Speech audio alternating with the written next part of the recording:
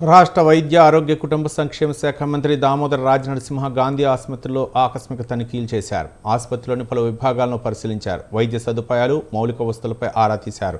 ముందస్తు సమాచారం లేకుండా డ్యూటీకి గైర్హాజరైన డాక్టర్లపై చర్యలు తీసుకోవాలని ఉన్నతాధికారులను మంత్రి ఆదేశించారు. ఓపీలో ఉండాల్సిన ప్రొఫెసర్లు, అసోసియేట్ ప్రొఫెసర్లు అందుబాటులో లేకపోవడంపై మంత్రి అసంతృప్తి వ్యక్తం చేశారు.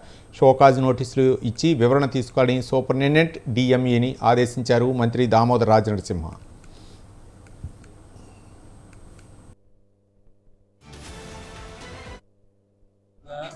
తెలంగాణలో జిల్లా హాస్పిటల్సే కానీ హైదరాబాద్లో పెద్ద హాస్పిటల్సే కానీ ఎక్కడ కూడా పేషెంట్కు ఇబ్బంది కలుగుతుంది.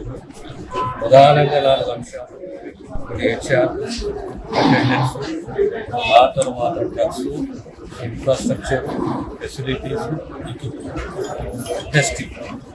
ఇక్కడ కూడా మా ప్రజలకు ప్రభుత్వాన్ని నమ్ముకునే హాస్పిటల్లో చిన్నప్పుడు ఈరోజు కూడా గమనించాను.